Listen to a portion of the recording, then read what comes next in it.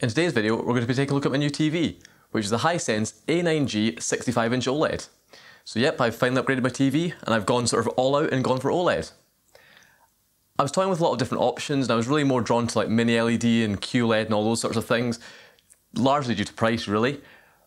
But I got a really good deal on this that I'll talk about, meaning that this actually worked out cheaper than basically any other sort of QLED type option. This particular TV retails normally for around about £1,200. Currys have it for £1,200, Marks Electrical have it for £1,100. And when you look at a lot of the reviews, they generally say that, well, it maybe costs about the same price as an LG or like £100 less than the equivalent LG, but the LG's maybe got slightly better specs, so they always say, don't go for this, go for the LG. But if I tell you that instead of paying £1,200 for this, which is the retail price, all in after cashback, I'll have paid £799 for a 65-inch OLED TV, it makes this a bit of a no-brainer. In fact, I wasn't even really looking at a new TV until I saw this and went, that is such a stupidly good deal, and I bought it. So yeah, straight off the bat, I'll talk about the deal. Obviously this isn't sponsored or anything, I just wanted to point it out because it's a stupidly good price. I bought this from Costco, who are currently selling it for £899. So obviously you need a Costco membership, but if you don't have that, you can get an online membership for £15, which, you know, is nothing when you're buying something this expensive. So £899 from Costco. And I've checked and they've got about 260 odd remaining, so they've still got stock. And then on top of that, Hisense are currently running a cashback deal. I think it's for like the Women's Euros football competition, I don't know sport. But that cashback deal gets you £100 prepaid MasterCard, which is basically as good as cash. And that's valid on orders before the 26th of July. And then to claim the cashback, you have to claim between the 24th of August and the 20th of September. So the cynical side of me says that they're deliberately making you wait and then claim like a month later so you can like forget to claim the cashback. But realistically, as long as I remember to claim the cashback, I've just put it in my calendar, that'll get me £100 prepaid MasterCard. So essentially that brings the price down to $799. So obviously I can't verify the cashback yet, but I'm sure it'll come through. But yeah, $899 for this on its own is a stupidly good price. $799 is just ridiculous for a 65-inch OLED TV. So yeah, what we'll do in this video is we'll take a look at it, we'll talk about the specs very briefly, I won't go into a huge amount of detail. We'll take it out of the box, get it set up. I'll try and get it on the wall. I might need help for that, I didn't measure it and it's much bigger than I thought it would be. And then I'll talk about it. So this particular TV is Hisense's like previous year, I think it's like last year's model, and they've only just about announced a replacement for it. So I think that's why Costco's selling it off cheap, because there's a new model coming in and they want to clear stock. But realistically, the specs are pretty good. I mean, they're fairly average for an entry-level OLED, but there's nothing terrible. I won't go into a huge amount of detail because largely I don't understand all the specs of OLED, and there's a lot of better reviews online if you want to see the raw specs. But it's fairly average for last year's specs. It's got 800 nits of peak brightness and 150 nits of full brightness. And that's really how OLED works. You know, if you have more pixels illuminated, they can't be as bright as having a small area illuminated. But of course, you're not going to have the screen fully white either, so it'll be somewhere in between, and realistically that's comparable to a lot of like last year's TVs, so it's not a bad spec at all. Other than that, it's basically everything you'd expect. It's got all the HDR stuff. It's a smart TV obviously, but it runs Hisense's that platform. So it's maybe not quite as good as say an Android TV or an LG with WebOS or something like that, but it's still got some smarter TV functionality. We'll take a look at what that entails. Obviously it's got all the HDR type stuff that you'd expect. It's got quite an interesting sort of big long speaker on the front, which they call a soundbar. It'll be interesting to see what that's like. Now obviously here I've got a separate 5.1 system in the room, so I'm never going to use that. But it is kind of nice to see manufacturers putting forward firing speakers on TVs, because they do just sound a lot better, and hopefully this one sounds a lot better. Because the current trend of making TVs with really thin bezels but then sending the sound downwards doesn't really give good audio quality. Other than that, it's all pretty good. The only thing I would say that's a spec to watch out for is where they do advertise this has a native 120Hz panel. It does, the panel's 120Hz, but it doesn't have any HDMI 2.1 inputs. So you won't be able to feed HDMI 2.1 sources in, you're only limited to HDMI 2.0. So that's going to be 4K at 60, or maybe higher refresh rates at 1080p, I'm not sure. But yeah, you won't be able to send 4K 120 into over HDMI. So if this was at its retail price of around about £1,200, I probably wouldn't be buying it, because you can get an OLED with HDMI 2.1 from LG for around about £100 more, if that, if not the same price. But at the price I paid for this, I will gladly sacrifice HDMI 2.1. I mean, my receiver isn't HDMI 2.1 compatible, so I wouldn't be using it with that. The cable in the wall probably can't carry HDMI 2.1 given it struggles with HDMI 2.0. I don't game, I don't have any HDMI 2.1 sources, so I will gladly sacrifice HDMI 2.1 for saving so much money. So yeah, definitely got a pretty good deal on this. I'll put links in the description if people are interested in buying this. Not affiliated or sponsored or anything like that, but just wanted to point out that this is such a stupidly good price, it's worth jumping on it. In fact, when the guy delivered it, he actually said to me, he actually made a comment, he's like, I've delivered 5 of these today. So obviously there's a lot of people buying these from Costco because it's obviously such a good deal. Now, I will have to make one comment about the delivery though, and that was it took far too long. I just don't want to, in good faith, tell people to buy this and then find they also have issues. Rather than being sent by a normal courier, DPD, whoever, it's sent through a company called Kinetic Logistics, which is one of those sort of boutique two-man, 2 points of contact type couriers, where basically Costco send it to a warehouse in Oxfordshire, they plan the delivery, they send a van to Edinburgh, or wherever you live obviously, and then they deliver it. So I ordered it from Costco on the Monday, and the Tuesday, so the day after, I got an email from Kinetic Logistics saying, we've got your parcel and we're planning the delivery. And I thought, great. And they said, well, we aim to deliver within 5 working days. So a week passes and it gets to the following Tuesday and it's still planning the delivery. So it took probably about 10 days or about 7 working days for them to plan the delivery. And this was with me chasing them up and they're saying, oh, we're planning the Edinburgh route, we're planning the Edinburgh route. So about 7 working days later, they finally sent me a date, which was today, so Tuesday, so 2 weeks to the day from them receiving the parcel. I accept that slot, and then they send me a follow-up text saying, oh, actually we're delivering it the day after the Wednesday, the Wednesday after the Tuesday that we said. So I was like, okay, fine, I'll deal with that.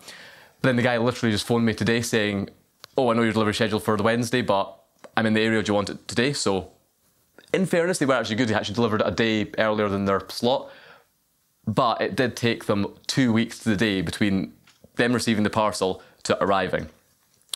So yeah, I do have to say, yeah, the delivery is a little bit, don't expect it quickly.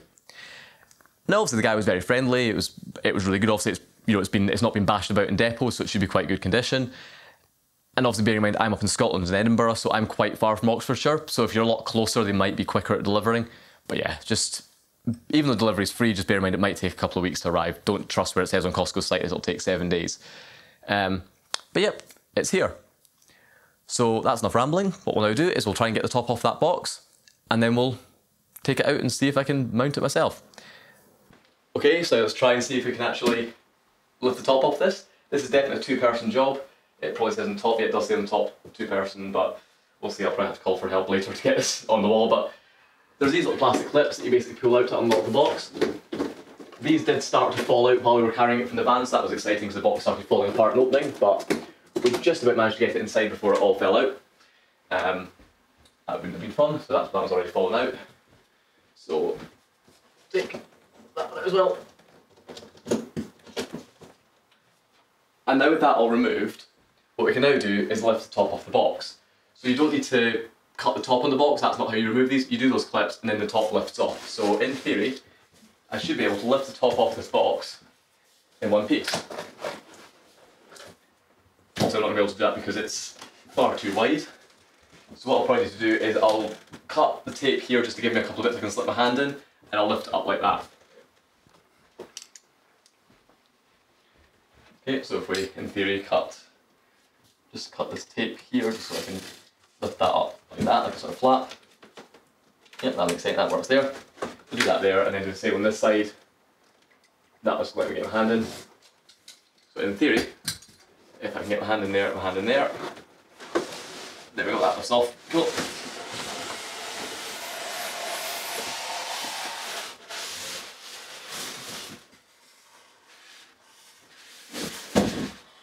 Obviously now I've got the issue, you probably can't hear me because the box in front of my face, but now I'm going to try and get this off without knocking the TV over. There we go, that's, oh god, okay.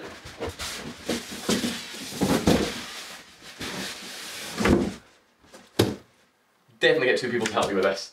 But that's top off. And the good thing is the TV now does look a little bit smaller now it's out of the box. I'm hoping you can hear me because I'm having to use the microphone built into the camera rather than my normal mic because I'm walking away from it. Of course, I'm back with my proper microphone now. So yeah, that's out of the box, and as you can see, it's a lot smaller than the box, but it weighs an absolute ton.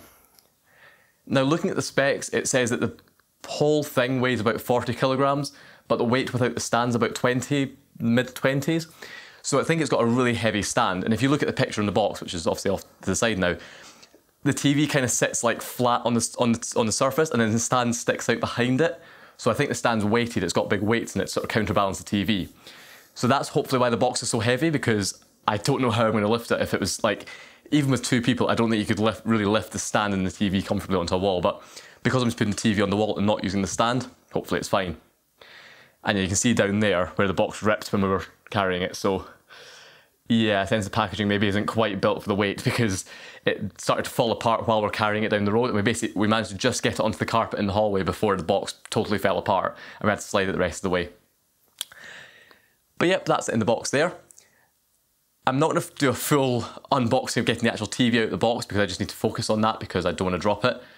But what I'll do is I'll take a look and we'll see if there's anything interesting, see what accessories it comes with, and then I'll clear all the packaging out of the way and we'll get the TV set up. So we'll take a look at what it comes with, and I'll get the TV on the stand so we don't have to worry about lifting it again. Okay, so now we're around the back, we can see what we've got. So obviously the TV's in the front here, and then we've got bits of the stand. So this is part of the stand here, and the stand is definitely a lot of the weight. This weighs an absolute ton. So that's part of the stand, which is this big metal base. Now obviously I won't be using this, but I'll set it up on it temporarily just so I can check it works before I go to all the bother of putting it on the wall.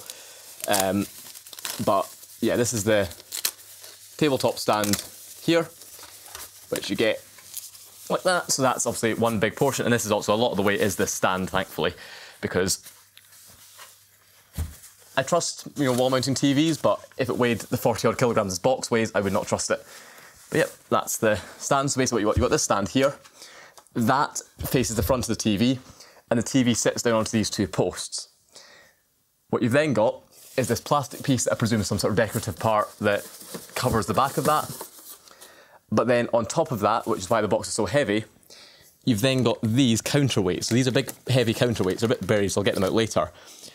But there's one there, there might be four, I don't know.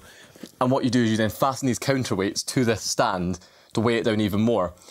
And I think you're even meant to then potentially screw it into the table, or you can screw it into the table it's standing on to secure it even further. So hopefully the TV itself isn't that heavy, and it's just the weight of this stand, like it's absolutely huge. So yeah, that's parts of the stand there, and then the counterweights are buried in the box, so I'll get them out later. Let's get this little bag of accessories we'll take a quick look at. Obviously I'll go through everything properly later, but let's just see what it comes with. So open that up. Obviously you get your usual energy stickers, where you get EU and UK ones which are identical. Rated G nowadays. They've changed the scale basically because I think everything became so efficient. It was getting like A+++. They basically shifted everything down, so it's now G, but whatever. Also it integrates with Google Home presumably. Yeah, voice assistant stuff. That's the remote, which actually feels nice. I'm kind of filming this just to give my first impression, so I don't have, you can actually get my honest first impression. The pictures made this look really clunky and plasticky, but actually it's not. It is metal. It's got quite sharp corners on the bottom, but it is metal, and it does actually feel pretty good quality. So that definitely looks a lot better. The picture made it out to be like this huge, big, chunky thing, but actually that's quite neat. So I'm glad, because I was a bit worried the remote would be rubbish, but that's actually quite nice. You get some screws, which I presume are to assemble the stand. A couple of batteries just for the remote. IEC power cable. This is really good. I've not yet seen a power brick, so hopefully this thing has a built-in power supply, because my current TV's got an external power supply, and it's just a bit of a pain because you've got to mount it on the wall behind it or try and get it put away somewhere. So having TVs with built-in main supplies is really nice, so that's good to see. Some more screws, manual, bits like that. And then you also get an analog splitter, which actually my current TV didn't come with, so this is actually quite good. So if you want to send analog composite sources into your, brand new 4K OLED TV, you can use this adapter. And while that sounds silly, I have actually done it to connect like retro games consoles and stuff. And with my current TV, because it doesn't come with that adapter, I've ended up using like a stereo to 3.5mm audio cable to connect that in. So it's nice to actually get this, because some manufacturers don't include these nowadays, so yeah, you get that as well. So that's all the accessories. What I'll now do is try and get some of this packaging out of the way, get the TV out and try and get it on the stand or something so we can take a look at it without all this polystyrene, because I've basically got no floor space in this room because of the amount of packaging this thing's come with. So yeah, time to get it out of the box, get it on the stand and hopefully not break it. Oh, and just to also add, on top of the box there was a bit of polystyrene that was stuck, so I hadn't seen it. It had this sort of quick setup guide that shows how to assemble the stand and unpack it, so that's quite useful. And it also came with these two little plastic covers there in that part too. And basically these clip on top of the stand, so you can kind of route the cables through the stand and clip these over the top to keep the cables neat, so that's quite nice. So yeah, tend to follow these instructions and get it assembled, but at least I found the instructions because I was wondering where they were. So yeah, tend to put this together. Okay, so now I've unpacked it a little bit more, but there is no way I can lift this onto the stand by myself. So it's definitely a two-person job. Now that's not a problem. I mean, I'll get my dad over to come and give me a hand in a minute. But what it just means in this video, I won't be able to show it on the tabletop stand because I'm putting it on the wall, so there's no point getting my dad to help me put it on the tabletop stand, only to then take it off the tabletop stand and then put it on the wall. You know, don't waste time. So what I'll do now is I'll quickly power it up in the box just to check it works, because I don't want to go through the hassle of taking my old TV down, moving stands around just to find it faulty.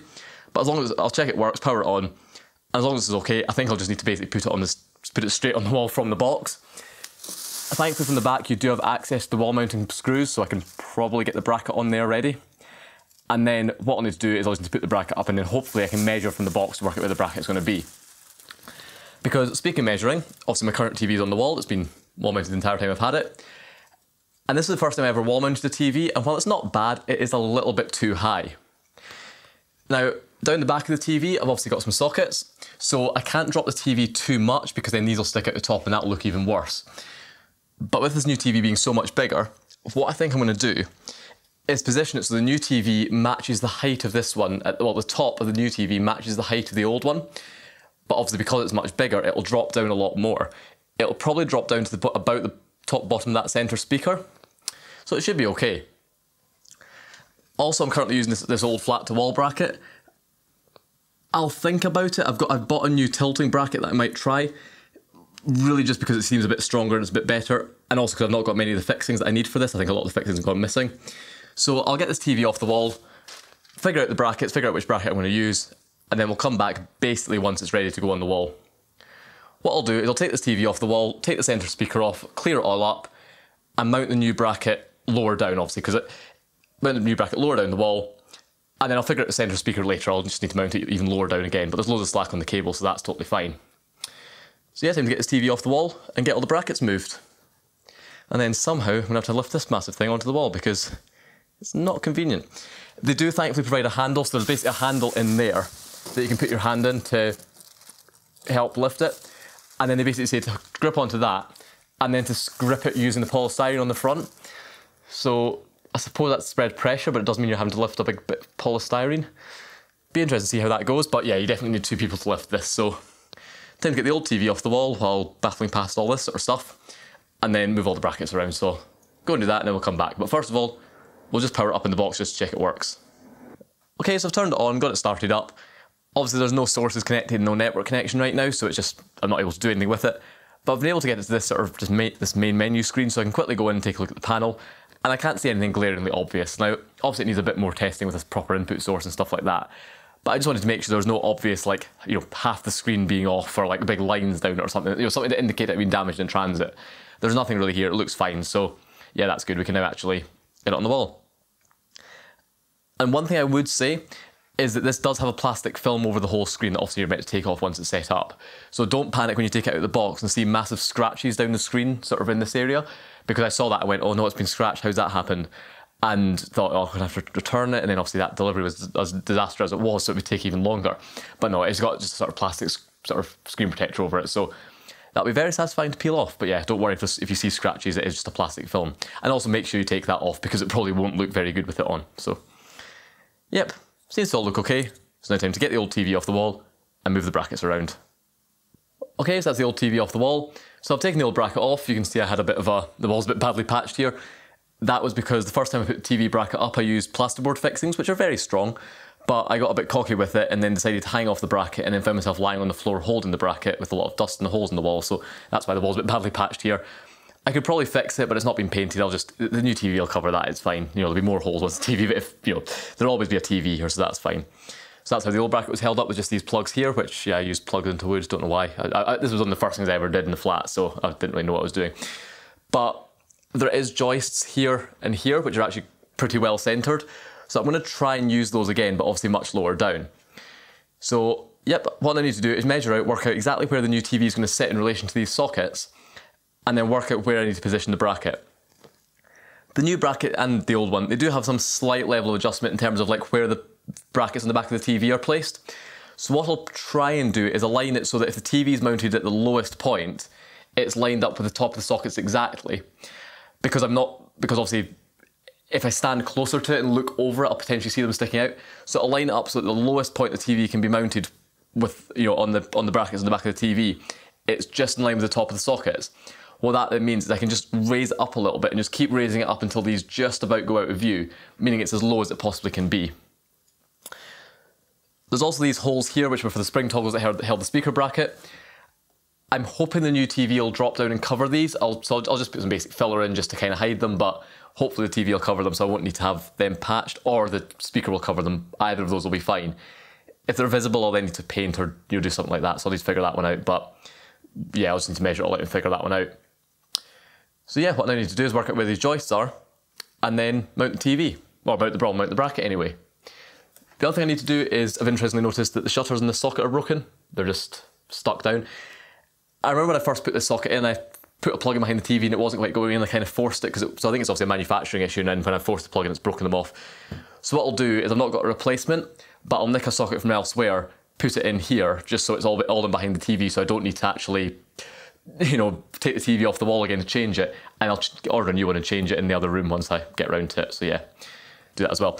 But what I'll do is, once I've got the socket out, I'll take the back box out as well, and I'll be able to test with a rod that way, and work out where the joists are quite accurately in relation to this back box. It'll kind of let me double check my measurements to make sure that I definitely hit the centre of the stud and I don't sort of just catch the edge of it. So yeah, time to get that socket off and replace it, work out where the screws go, and mount the bracket. I won't show it because there's loads of videos mounting TV brackets that are probably much better than me trying to do it, and if I try and film everything, it just takes 10 times longer. So hopefully by the next time you see this, those holes will be filled and the bracket will be up. Oh, and the other thing I'll need to do as well is I'll need to move the speaker cable, because that currently comes out behind the centre speaker in its old position. So what I'll need to do is basically drill a new hole where the centre speaker is going to go in the end and feed the cable out of that. So yeah, I'll need to figure that one out. Okay, so now I put the bracket on the back of the TV, we'll talk about that in a minute. And then I've measured it, so what will happen is the TV at its lowest point, using the adjustment on the back of the bracket, will line up just with the top of these sockets. And then what I'll do is I'll be able to raise the TV up and up and up until I can no longer see the socket. So it's as low as it can possibly be with the socket still being hidden. Got the bracket mounted there, just using those big, huge bolts that came with straight into the timber rather than using plugs, because obviously I didn't understand that you're meant to only use plugs with concrete and brick. So I used it on wood, which was stupid, so that's now done much better. I'll put a link to this TV bracket in the description, it's actually quite good. But I would say, bear in mind that it does use sort of hex bolts, I think they're 13mm, so you do need a socket set or a socket bit to actually do that. It doesn't come with the tool in the box, but of course I was fine, so I had that. So that's all mounted there, it's perfectly level, just to prove it, even though most people will inevitably say in the comments it's not level, but that is, so that's really good. And all I now need to do, well, apart from a lot more stuff, the next thing I need to do is get the speaker wire sorted, because currently it comes out this sort of cable, what do you call it, a cable wall hole, I don't know, whatever, cable entry plate or whatever, cable entry grommet, that's what it's called. It comes out that there, but that's going to be behind the TV, so that's not going to work.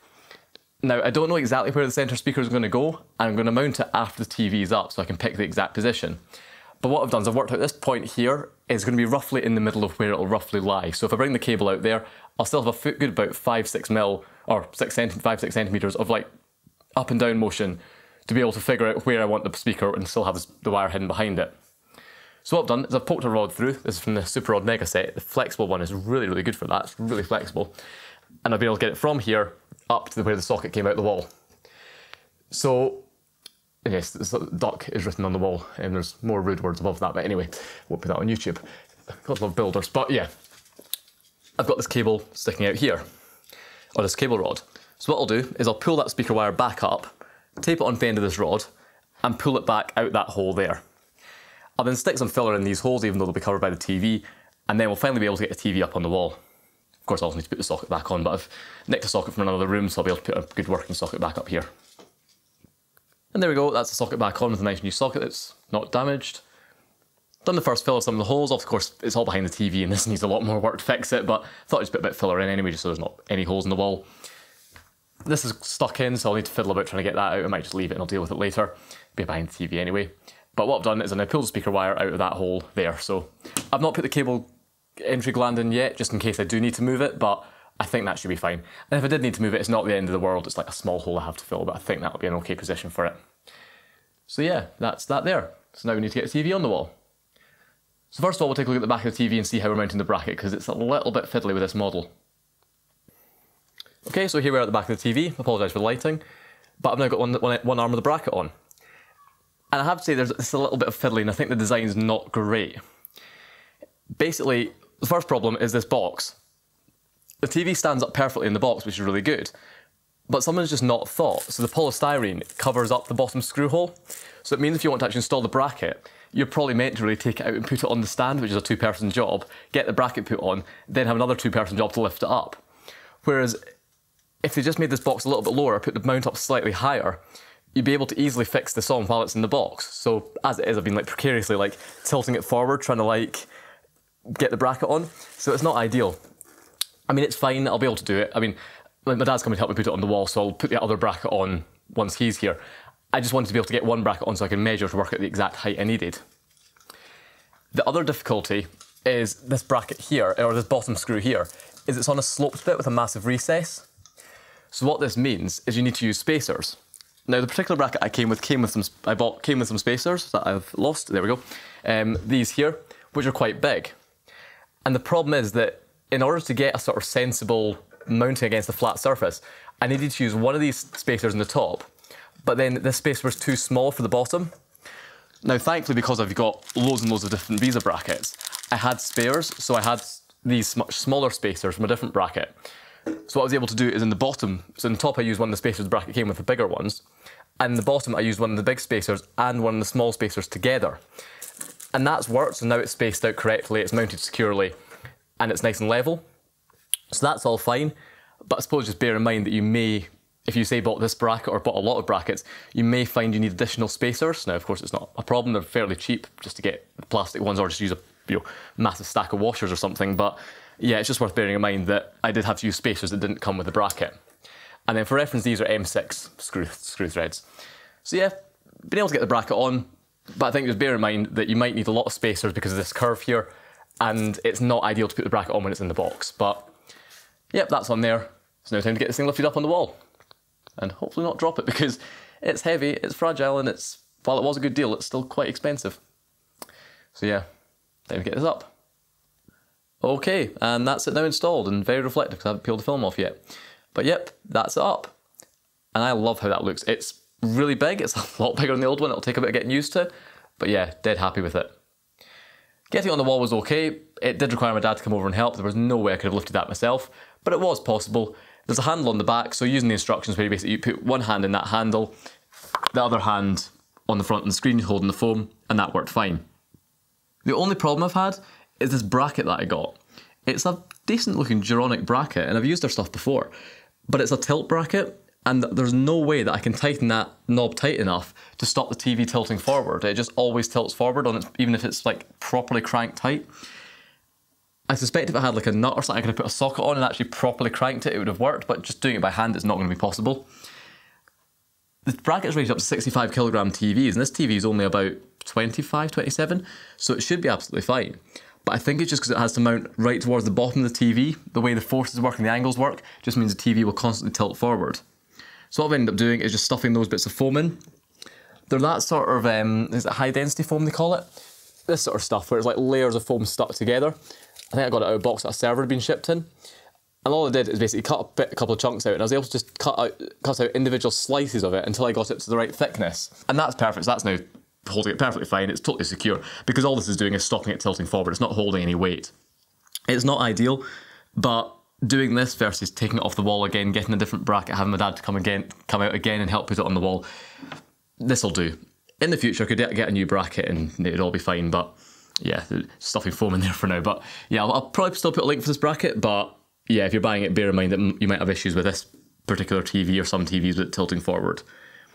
I don't know, maybe like we put it on the wall with the bracket already tilted to the maximum so we could easily hook it on. Maybe if you had it off the wall, you can maybe get a bit more purchase and get it really tight, but yeah, just bear that in mind. But yep, that's up on the wall. So there we go, that's up on the wall. Now as you can see, it's got this very reflective layer on the front. I don't know how reflective it'll be without this, hopefully a bit less reflective. But yep, now we need to have this very satisfying moment of peeling off this protective film on the top and on the sort of speaker grill at the bottom. So yeah, that's going to be very satisfying. Okay, so now time to take off all the films and peel that front off. Yes, I'm filming it because I know how satisfying these things can be, and especially on such a big TV, that can be very nice. So that bit card will come off, that's just protected so you don't crush the screen. Same on the other side. Just get this off.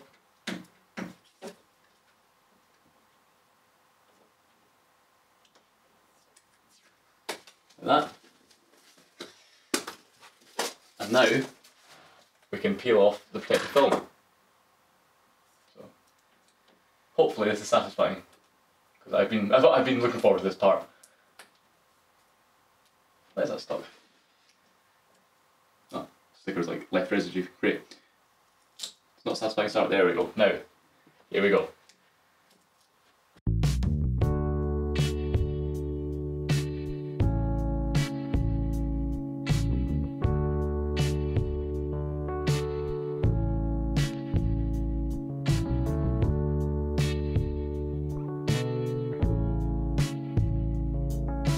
Yep, I can confirm that was very satisfying.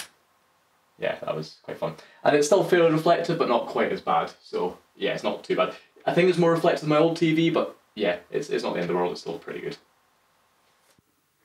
And we've got one more bonus peel here. Oh.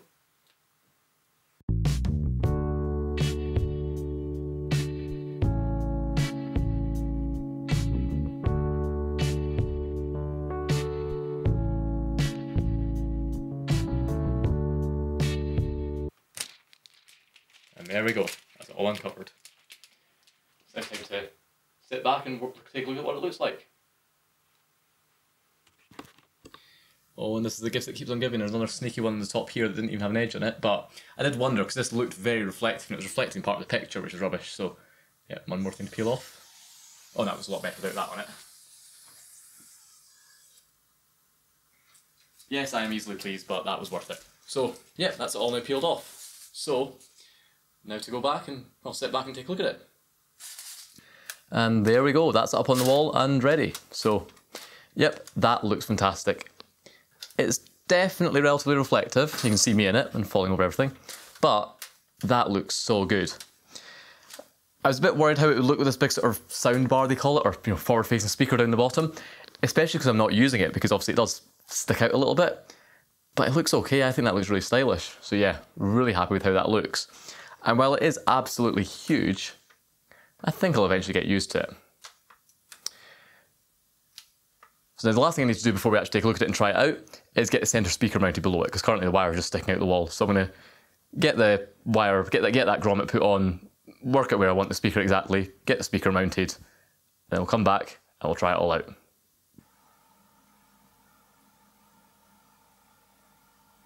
And there we go, that's it all now set up with the speaker mounted. And I'm actually really quite glad I went for that tilting bracket now, even though it's held up with bits of foam. With the previous bracket, it held the TV really close to the wall, and it meant that the speaker stuck out really far into the room.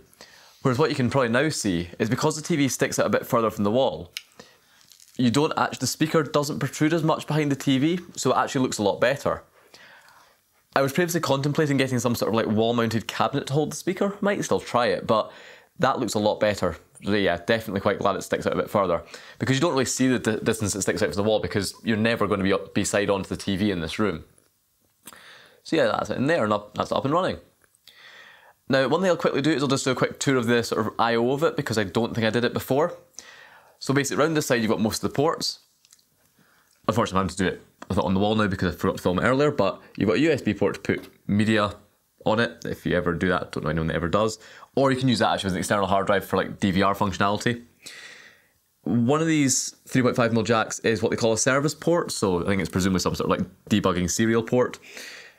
You've got a headphone output, you've got an AV input, which you can use that splitter on to feed the composite into it.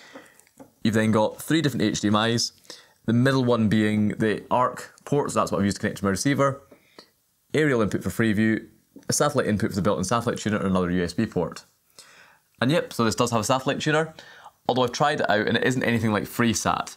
So whereas something like FreeSat's nice because it gives you like a proper program guide with channels with like 7 to 8 EPGs and all the channels organised into categories, this is like my old TV and it's just a bare satellite tuner.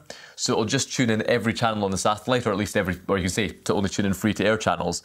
But the channels will just be tuned in a totally random order, showing every channel from every country, no categories, numbering totally random, and the program guide only shows now and next.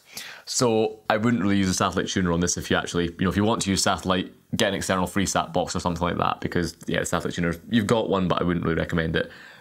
I mean, maybe if you need to if you only want to access a couple of specific foreign channels, then it's maybe worth it, but I wouldn't use it as your main thing for viewing TV.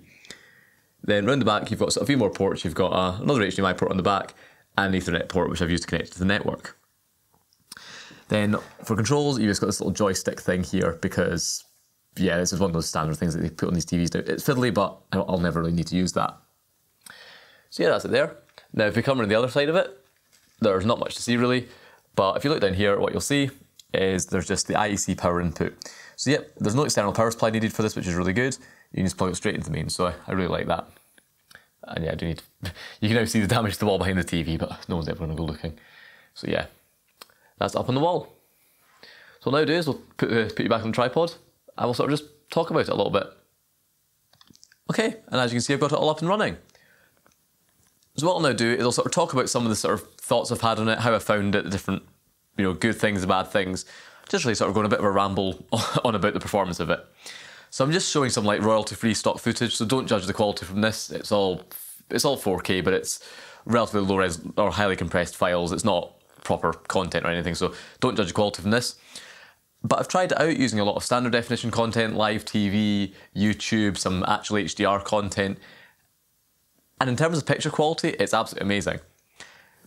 This is my first OLED TV. I've seen them before in either other people's houses or in shops, but I've never watched one extensively. And yes, this is what I'm going to be doing going forward. And I'm so glad I didn't go for some sort of QLED thing, because yeah, the blacks are just second to none. It's even for things like, say, even just outside of HDR content, just for things like if you've got content that's letterboxed, you don't then have that grey glow from the top and bottom of the screen. And even for non-HDR content, just like dark scenes like this, it does make a huge difference. I can actually finally watch TV in a totally dark room, whereas with my previous TV I had to have some sort of light on, otherwise you just see that backlight glowing through and it was really annoying. So yeah, definitely glad I went for OLED. Now, as for the picture quality, it's really good, colours are very sharp, but there's a few settings I needed to tweak. If we go into the settings, if we go in here and we go down to picture and picture mode settings, there's a load of different options you can change. So the first thing I did was I went in and increased the dynamic range maximum brightness to high and increased the backlight, just to make it a lot brighter. I suspect that out of the box they sort of set this a little bit lower, potentially for some sort of energy saving requirements, because when you do go into the menu it does say, oh warning, these settings may increase power consumption, so I wonder if they deliberately set it down a little bit so they can get the appropriate certifications or whatever. So yeah, that's what I've done there for the brightness settings. You can tweak all that. There's an ambient light sensor if you want to use that as well. All this sort of stuff I've left on standard. Adaptive contrast comes out of the box set to low, and that does, I do feel that kind of helps. It just increases the dynamic range a little bit of non-HDR content. This is all very subjective, so you really just need to play about with it and see what you like. Now, the one thing I did find is this ultra smooth motion. Out of the box, it's set to standard. And while it does make motion a bit smoother, I just found it struggled randomly. And a lot of other people reported this online with this and other Hisense models, where you can have this stuff to increase motion smoothness. It really works normally, but then certain scenes just throw it totally off. So with this set to standard, it did make the motion a lot smoother, but certain sort of, in particular handheld camera shots, so say a vlog with someone walking and panning a camera around, just certain speeds of panning would cause this to totally sort of struggle, and it would stutter. You'd almost see the motion, and then it would be perfectly smooth, and then it would suddenly speed up a little bit as though it was trying to catch up with itself, and it was really off-putting. Now, on some content it does work, so potentially if you're watching something that's more, talking head or cinematic or something, turning this on might make it a little bit smoother. But I watch a lot of sort of vloggy type stuff on YouTube, so I've turned this off because I find that having the not smooth motion, but without that judderiness and weird stuttering, that just turning that off makes more sense. So yeah, if you do get it, prepare to turn that off because that was weird. All the other stuff I've left as standard. You can definitely play about with it a lot more, and I need to really sit down and actually properly calibrate it, but I'm pretty happy as it is. Also, with the motion smoothness, if you turn on game mode, that turns off all that processing and it also solves that. But yeah, you can, if you're finding like the motion to be a bit weird and juddery, try turning that ultra smooth motion off because that was causing all that sort of issue. And it's just weird it's turned on out of the box. But yeah, other than that little thing, the picture quality is fine. It was just that juddery motion it was just handheld camera stuff it just really struggled with for some reason. Of course, they can probably fix it in the firmware update, so we'll see if that happens. But yeah, turn that off really did, basically solve the problem. Now, speaking of other settings to change out the box, the first one I did was, I can't find it, it was under System and Advanced Settings, is you can turn the power indicator off. Because as standard, this TV, when it's on, there's no power indicator, but when it's turned off or it's in standby, there's a little white ring that comes on that right-hand corner, which admittedly is very common on a lot of TVs. They've got like a red standby light, but my old TV didn't have that. It would only have a light when it was on, so it was a bit annoying having a random light, so you can turn that off. So that's the first thing I did there. And then after I did that, I turned the TV off, and instead of the light being on, it was flashing, and I thought, wait, have I just made it flash when it's in standby? But no. It turns out if you've had the TV on for a long period of time, when you turn it off, it does some sort of OLED cleansing, processing, maintenance thing. It's not like a pixel refresh or anything. I think it's just maybe some physicsy electrostatic charge thing. I don't know what it does. But when it's doing that process, it blinks the LED. So that's why it was flashing. And then after it's done that, give it 10 minutes, the light goes off. So that's the first setting I changed. The other setting I changed that's probably more important was under sound. Out of the box, the audio enhancement was set to DTS Virtual X. And while that worked for some stuff, say if it was maybe say someone talking, it did maybe make it a bit clearer. But for music, it just destroyed it. It was horrific. I remember playing music through it thinking, I'll try the internal speakers because I'm not really using the internal speakers. Put some music on, and it just sounded like digital artifacting. I was like, what's going on? And it's because it defaults to that. So yeah, if you get this and sounds bad out of the box, come in here and turn off that, or try, say, Atmos, try these settings, because yeah, out the box, the Virtual X on, the sound of like listening to music through this was absolutely dreadful. So yeah, you probably want to maybe tweak that as well. But other than that, it's basically works fine out of the box. So speaking of the audio changes I had to do, I'll do a quick audio demo. Now obviously bear in mind this will be very dependent on your speakers as well as my microphone and YouTube's compression and my room acoustics, so it'll probably never sound as good on through a recording as it will in person. But it'll maybe just give a sort of rough idea. Because generally I just use external speakers, so I've not really used the internal speaker that much, but it is pretty good. Now, would I say you definitely will never need an external speaker? Probably not. It is still, it's not as good obviously as a 5.1 system, and it's probably average when it comes to like other sound bars and stuff, but it is perfectly usable, which is more than can be said for a lot of TVs now where the internal sound is borderline unusable. So yeah, what we're going to do is I've got my trusty old Tascam DR40X recorder that I don't really use much now, but I'm going to set this down on the couch roughly where I would be sort of sitting when I'm listening to the TV, and I'm just going to I'll play a YouTube video just so you can hear what sort of spoken word sounds like, and I'll play some music from the YouTube audio library just so you can hear music. And while I'm doing that, I'll also go in and I'll change between those settings in that sound mode thing, that Dolby Virtual X or DTS Virtual X and Dolby Atmos, just so you can hear the changes. And you'll see that they do make the speech sound potentially better, but they absolutely destroy music. So that's off currently. I probably won't be able to talk. I'll switch over the audio track so you won't probably hear me talking during this. But what I'll do is I'll switch between these and you'll be able to see which one I've selected on the screen. So yeah, let's start the video off and you'll hear what spoken word sounds like. In today's video, I'm going to be replacing downlights in my living room. And I don't quite know why I'm filming this, like I should just do the work and not actually film it because that would be much quicker, but I thought people might find this a bit interesting. But yeah, in my living room I've got 9G downlights, I'm going to replace them with new ones. And the new ones I've got are quite interesting, they're slightly unusual, so I wanted to make a video showing them as well, because there isn't really any decent reviews of them online. There's just a few written reviews that do rate them quite highly. Then the only video content is just some manufacturer animated videos that are pretty much useless. So I sort of wanted to do like a review of these downlights as well. But yeah, in my living room currently I've got 9 GU10 downlights. They're sort of standard, sort of brushed metal GU10 downlights. I've got them throughout the flat. I've got this particular type in the living room, office and bedroom, and then a slightly cheaper... Okay, so that was a sort of demo there. And it'd be interesting to see what people's thoughts are, and I don't actually know how well it came across on the recorder. But I found that generally having the audio enhancement off, spoken word is perfectly clear. It's actually really audible, it's really understandable, which is good, which is better than a lot of TVs with down-firing speakers. Like, it actually does work really well. DTS Virtual X I really don't like. Both with music and with speech, it just sounds very digital and tinny. I don't like it. Now, Dolby Atmos is an interesting one. It makes the speech sound a lot bassier and maybe removes a bit of the clarity, but does make the sound a lot fuller. I didn't mention it before, I don't think, but on this TV it's got front speakers, it's also got a sort of subwoofer on the rear, and then up-firing speakers for Dolby Atmos. Now, I'm not really going to put too much weight on that. I mean, I'm a bit of a snob, I would always have an external system if I was wanting to do like up-firing Atmos type stuff. So I'm not really going to read too much into that.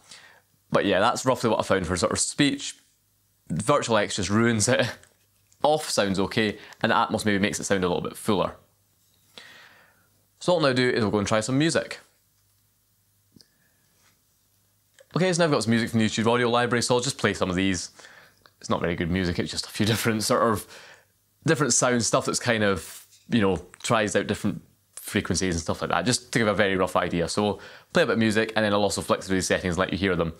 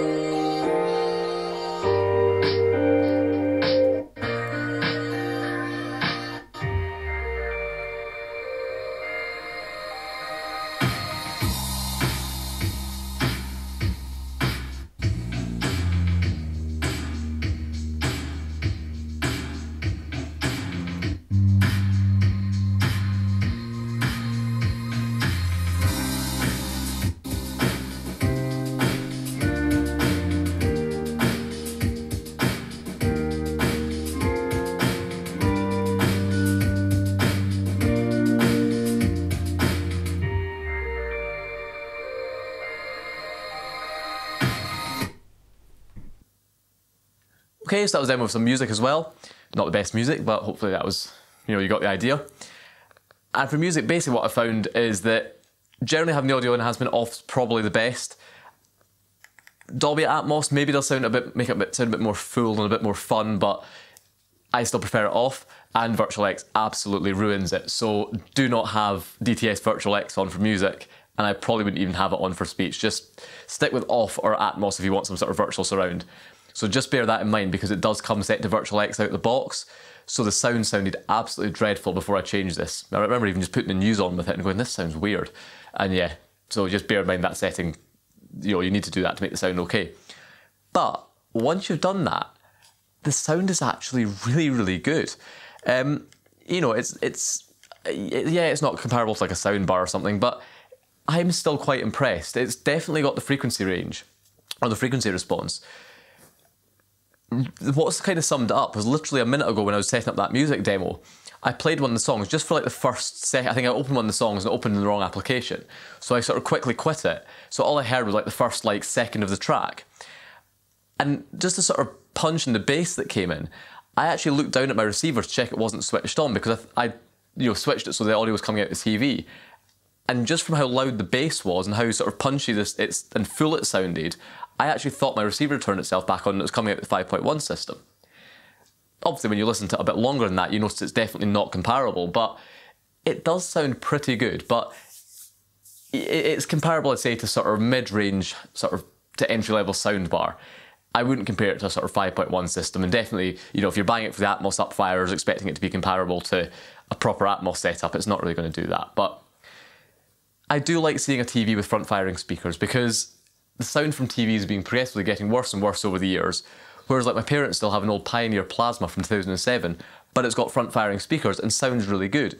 Whereas everything modern, just with its down-firing speakers, just generally sounds dreadful, and it's form over function. Whereas actually having that speaker on the front, it sounds pretty good, and actually doesn't look that bad at all. And now as for the overall brightness, I can't fault this. I was a bit worried going for OLED because they're not necessarily as overall bright as an LCD, or at least as an LCD can be. And also this is obviously a slightly more entry level or an older model. But realistically, this is absolutely perfect. It does do the typical OLED thing where if there's a small bright area of the screen, that can go a lot brighter than the whole screen being bright. So potentially if you're displaying a fully white screen, say a web page or something like that, it does go a little bit dimmer, and you do notice that. It's a sort of power management thing. But for basically any sort of content consumption, you won't notice that. And it's really, really bright. So right now, all the lights in the room are at full brightness. There's also 2 big studio lights on, and that is still a perfectly bright image. Equally, when there's sunlight coming in, there's no problem there at all. So realistically, in terms of brightness, it's really good. And even when I'm not watching HDR content, just watching a YouTube video, you notice the difference. I remember I was watching a video and just the person just panned past a window with sunlight coming in, and it was really, really bright, and I was really impressed. So yeah, the brightness is really good. I wouldn't worry too much about it being too dark. It's perfectly bright enough, at least for a sort of well-lit room. Probably wouldn't want to use it outside, or maybe if you've got like a massive window streaming directly onto the TV, especially because it is quite reflective. But yeah, the brightness isn't an issue at all. It's a really, really bright TV, which is good. Now, while we're talking about picture, there's one other thing you might notice with this, and that is pixel shifting. Because this is an OLED, it needs to protect itself against screen burn. So one of the things it does to avoid that is it very slowly over time moves the picture around the screen slightly. The idea being that any sort of static elements or text will kind of, move around a little bit, and even if it was left on all the time, rather than burning a bit of text in it, would maybe be a bit more of a blur and a bit less noticeable. Now, generally speaking, if you're watching media content, you will not notice it. And if you're using, say, built-in smart stuff or a smart box or a games console which has very big graphics on the screen and big buttons and stuff like that, you'll never notice it. But if you're, say, using a computer on it like I'm doing here, you do sometimes notice it. For example, right now you can see the Apple menu is right on the edge of the screen, and this VLC window is maximised, but the close button is actually off the side of the screen. And if I actually move the mouse, you can see the mouse actually totally disappears off the edge. And that'll move over time. So this will very slowly move over to the right, and then you'll notice that part of the clock will start to slide off the side of the screen. It's just something to bear in mind. It's not a bad thing, it's literally doing it by design to protect itself. But it is just something to bear in mind that maybe if you're buying this for some sort of, I don't know, you're planning on using it as a monitor, for example, the pixel shifting will be a thing it'll do.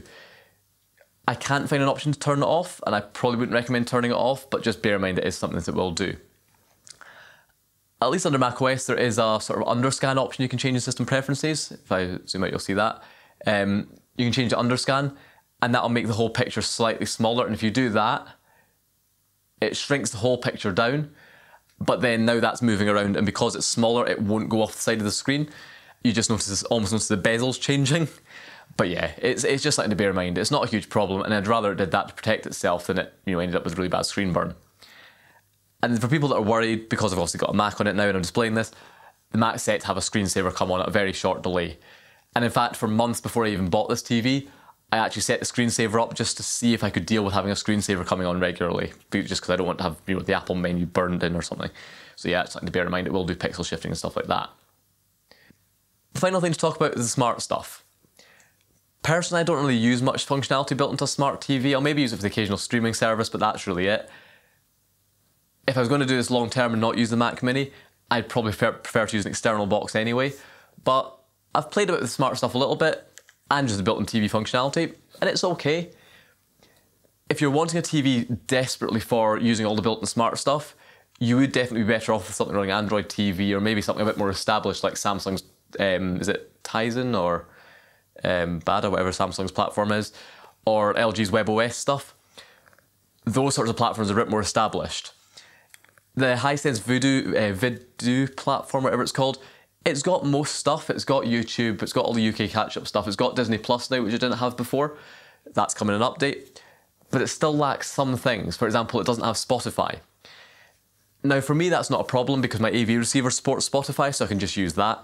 It used to be a case if I wanted to play Spotify in the living room, I could pick the TV or the receiver and achieve the same result. But it does lack certain things like Spotify, so yeah, maybe if you're buying this, it might have everything you need, but prepare that you might need to get some sort of external smart box if you need something like Spotify that this doesn't support. Although also bear in mind that given you're saving £500 over, any equivalent TV, you can get a pretty good smart box for that price. So, or, for a fraction of that. So, you can get an external like Shield or, Android TV stick. So, yeah, it's not the end of the world, but it does have it built in. And also I'm just looking there at the joys of when you're not signed into YouTube. So it gives you like the standard YouTube recommendations and clickbait. Maybe I should start doing thumbnails like that. Anyway, yeah, so that's the smarter stuff. Performance-wise, it's pretty good. It's pretty snappy. The one thing I found is I've occasionally had a random little lockup for a few seconds. The times I've mostly had it is if I'm on Freeview, which I can't really show because of copyright stuff, but I'm flicking through the program guide really quickly, like I'm just scrolling rapidly through the list of channels. It maybe just sort of freezes for like a couple of seconds while it catches up and then starts loading again. So that's a little bit annoying, but if you're being sensible and actually going through it at a sensible speed, you're fine. It's just if you're really properly rattling through a menu, it might just sort of stick for a couple of seconds, then carry on again. But what I do quite like is it's not full of like superfluous animations. Stuff generally opens up quite quickly, which is good, which is better than a lot of TVs I've used where things slide in really slowly and it takes ages. It feels sort of snappy because it's not got all those animations, which is quite good. Now, one last thing I need to talk about, even though I've probably said one last thing several times now, but yeah, the last thing I want to talk about really is the sort of controls. Now, this remote, I love it. Every other remote I've really got is all just like rubberized buttons, whereas these are quite hard buttons. They're quite solid, so they're really, really clicky. They're really tactile. They're really, really nice. And the whole thing's a piece of extruded aluminium. I didn't show this earlier, but the battery compartment even, you push that little button, this thing slides out, the batteries go in there. And you can see in there, it's a solid piece of aluminium. It's a really nicely built thing. And it's nice not having a remote that's got a little standard like clip-off battery compartment on the back because as you can see, I fiddle with them and then break them off. So we'll see if this holds up to my fiddling, but it's a really nicely built remote. But this brings me on to one slight downside I found, and that is HDMI CEC. So for people who don't know, HDMI CEC is where control signals from like a remote control are sent over an HDMI cable to connected devices. So you can do things like use your TV's remote to adjust the receiver's volume, use your satellite remote to control the TV's menus, use your TV remote to control your satellite box, things like that. Now, ARC works perfectly fine, so the audio coming from the live TV stuff over to the receiver, that works perfectly. And the basics like volume control and power on off work fine, so if I turn the TV on, the receiver turns on, if I turn the TV off, the receiver turns off, that all works perfectly. The only issues I've found are there's two issues I've found though. The first one is just a weird interaction it has with my receiver. And that is when I switch the TV to say the smart source, so I switch it over to like that, my receiver will now automatically correctly switch over to the TV audio input. So the receiver will now be playing audio from the TV. But when I go back to the receiver, if I now just, all I want to do is switch to the HDMI input that I was on before. If I go back into that, the receiver, which was previously displaying the Mac Mini, displaying those videos, has now defaulted to like its TV audio source and it just displays the logo. And I now need to take the TV remote, or this receiver's remote, and put it on the correct input again. It won't remember that. Now, that could be an issue with the receiver as well, but this is something that my old TV did fine. I never had an issue with this previously. So I suspect it does feel like it's maybe something that this is doing. The other thing I've found is that on my old TV, I could access this sort of CEC smart menu on my Denon receiver. So on my old TV, I could open up the input menu, pick the receiver, and it would show me a menu served by the receiver. That would then let me pick the input on the receiver. Whereas with this, it doesn't show up. If I pick it from here, all it does is just switch the receiver to the TV audio input, which is hopeless. Whereas I can get to the menu my old TV would give me, but you have to go through the menus, down to there, down to system, through here, HDMI and CEC, into here, CEC device list, into there, pick that, and if you pick that, oh, not that one, pick that one, and device root menu, it will give me this screen. On my old TV, I could access this screen through the inputs menu, just switching to the input would bring this up. And this is where I could then pick the input on the receiver. So it's a little bit annoying because I can't really use this now without my receiver's remote to switch to the receiver input, because going through that menus on the TV to get to this menu that used to be a single button on my old TV isn't ideal, and it's generally quicker just to pick up the other remote rather than trying to navigate through all those menus to get this up. So it's just weird things like that, whereas I used to be able to pull this smart menu up directly from the input menu on my old TV, on this one you have to go through all these menus, so that's a little bit annoying. But of course that's very particular to my setup. You know, I've got a Denon AVR, it's a AVR X2400H. Everything will be acted slightly differently with this, but just bear in mind that maybe the CEC stuff isn't quite as flexible as it was on my old Sony TV. The other thing I found that might be a bit more of a limitation, or a bit more of a universal limitation, is which buttons are passed through over HDMI CEC. I also have a satellite box that I can control, and I like controlling it using the TV's remote because the remote it came with is absolutely dreadful. And on my old TV, basically almost all the buttons were passed through, so I could map the numbers, I could have the guide button, they'd all work. With this remote, on the other hand, the only buttons that seem to pass through to my satellite box are the direction arrows, the back button, and the play button. Everything else doesn't seem to work, so I can't type in a channel number on my satellite box. The guide button doesn't bring up the program guide, stuff like that. I've kind of been able to get around it because my satellite box is very configurable. I've been able to set it up so pressing the down arrow while watching TV will bring up the guide, and then I can navigate through the guide and pick a channel. And to be honest, I do that more. I don't really type in channel numbers on it. So I've been able to get around it, but yeah, bear that in mind. If you've got, say, a satellite box, you want to put channel numbers in on to change the channel over HDMI CEC from this remote, I wasn't able to get those buttons to pass through. So this may be particular to my setup, but all I know is that I've not changed the satellite box, I've not changed the receiver, they work perfectly fine with my old TV, I could type the numbers in fine, but with this TV I can't type channel numbers in over HDMI CEC. So yeah, HDMI CEC is always fiddly and a little bit finicky and a little bit temperamental, but yeah, the core functions work, everything turns on and off automatically, the volume controls sync between the devices, that's all perfect, so don't worry about that. But just bear in mind, if you want to use the TV's remote to control external devices, it may be a little bit fiddly. So there you go. That was a look at my new TV, which is a 65-inch Hisense A9G. And I am so happy with this, especially for the price. It's the sort of thing that if you're comparing it to other TVs round about the retail price of this, as many other reviews did, you're probably worth paying about £100 more and getting an LG or something that's just going to have that better smart platform. It might have better interactions with, you know, HDMI, CEC type stuff, and you wouldn't have to play about with that motion smoothness stuff. That was a little bit fiddly. But if you're able to pick this up for the £800 or £799 after cashback that I've paid for this, you really, there's nothing else remotely close. Like, the price of this that I've paid is equivalent to maybe a sort of entry-level QLED type thing about this size. And yeah, OLED is just so much better in terms of the picture quality.